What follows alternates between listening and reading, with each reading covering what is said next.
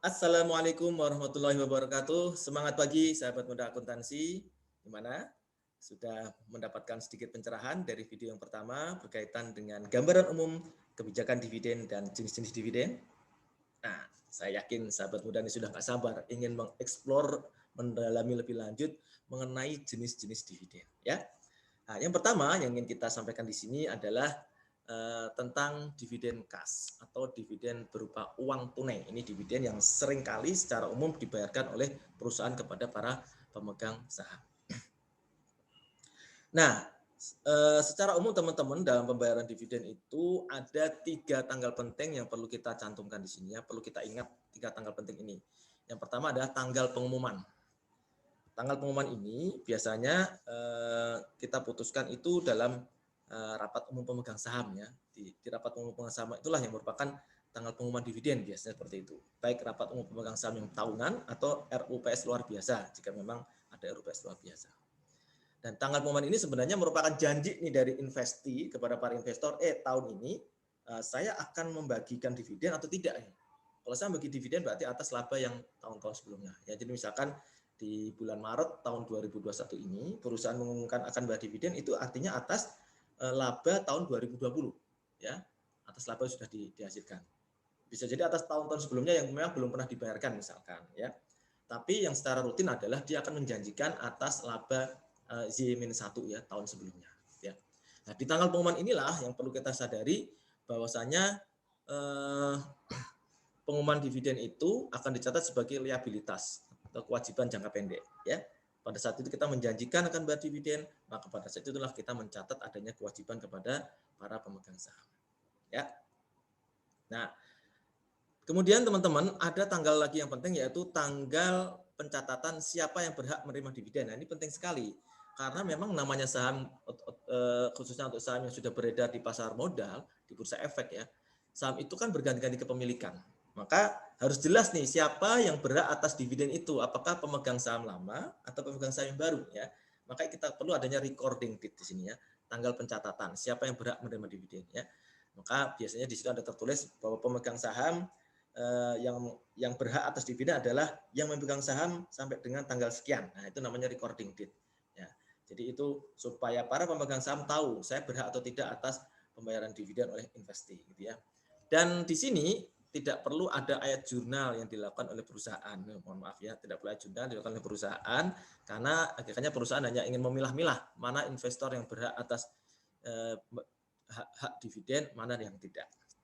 Dan tanggal yang ketiga yang perlu kita ketahui adalah tanggal pembayaran. Ya, inilah saat di mana kita membayar kewajiban dividen tadi, ya mengeluarkan uang dalam hal dividen kas. Dan tanggal pembayaran ini memang ada kaitannya dengan pencatatan akuntansi karena pasti kita mencatat pengeluaran uang dalam bentuk dividen tunai kan gitu ya.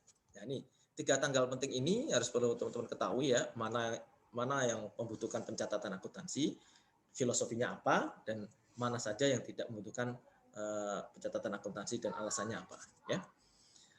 Nah, berikutnya teman-teman sahabat muda akuntansi yang perlu kita ketahui di sini adalah bahwa dividen kas itu dibagikan kepada pemegang saham beredar ya. Jadi yang berhak atas dividen tunai itu adalah pemegang saham yang outstanding. Artinya kalau treasury share sudah kita beli dibeli oleh investi itu kita tidak perlu bayar. Masa bayar ke diri sendiri kan gitu ya. Jadi hanya kita bayarkan kepada pemegang outstanding shares ya. Perusahaan tidak bagi dividen kas pada saham treasury. Iya, karena saham treasury-nya kan dipegang oleh investi ya. Atau kalau saham treasury-nya pun dijual, nah itu kan nggak juga dapat ya. Itu sudah namanya sudah bukan saham treasury kalau sudah dijual ya, karena sudah hilang ya. Nah, ini contohnya PT Bersatu Padu mengumumkan pembagian cash dividen pada tanggal 20 September 2019 sebesar 800 juta.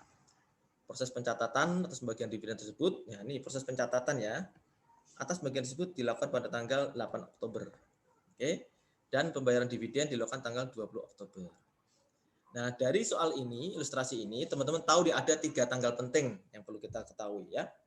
Pertama adalah 20 September. 20 September ini tanggal apa? Ah, betul sekali, announcement date atau tanggal pengumuman. Oke. Kemudian kalau announcement date kan berarti di sini kita akan mencatat nanti mengenai kewajiban kita ya. Kemudian ada 28 Oktober 2019 ini tanggal apa? Pencatatan, berarti recording date. Nah, di sini apakah kita perlu mencatat teman-teman semua? Tepat sekali, kita tidak perlu mencatat. Dan terakhir, tanggal 20 Oktober itu adalah tanggal apa?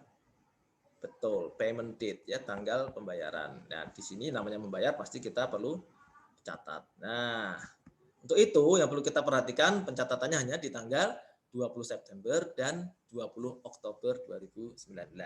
Ya, kita lihat di sini di 20 September 2019 karena kita saat mengumumkan dividen berarti kita mengakui ada utang dividen payable ya. 200 juta di kredit ya. Debitnya apa? Karena hakikatnya dividen tunai itu adalah membagi laba, maka yang kita kurangi adalah return earnings-nya. Kenapa? Karena laba perusahaan tahun lalu kan sudah masuk ke laporan posisi keuangan dalam bentuk return earnings. Jadi kita mendebit return earnings, gitu ya.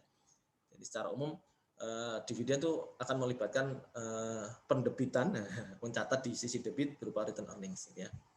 Nah, return earnings pada dividen payable itu yang kita lakukan pada tanggal 20 September 2019. Selanjutnya di tanggal pembayaran yaitu 20 Oktober 2019 tinggal kita balik nih ya, dividen payable pada uang tunai kas sebesar masing-masing 800 juta rupiah. Nah, ini teman-teman kalau di soal ini kan sederhana ya, bikin dividen cash sekian ya gitu. Kita tidak perlu pusing mengalihkannya. Tapi kadang-kala di soal itu bisa juga mengilustrasikan dividennya adalah berupa sekian rupiah per lembar. Nah, ini tinggal kita kali nih sekian rupiah per jumlah lembar saham yang outstanding, yang saham beredar ya. Nah, itu jadi perlu hati-hati nanti kalau ada informasi situ ada jumlah authorized shares, ada outstanding shares, ada issued, unissued gitu ya. Teman-teman harus lihat nih yang mau dikalikan untuk pembayaran dividen yang mana, yaitu yang outstanding shares ya. Dan definisi outstanding shares ini apa kemarin? Ingat? Ya, issued shares dikurangi treasury, itulah outstanding shares. Jadi teman-teman kalau ada soal seperti itu harus waspada ya, cara menghitungnya agak-agak tricky ya. Demikian teman-teman, sahabat muda akuntansi, penjelasan mengenai dividen cash atau cash dividen. Nantikan serial video berikutnya untuk jenis dividen yang lain. Salam sehat. Assalamualaikum warahmatullahi wabarakatuh.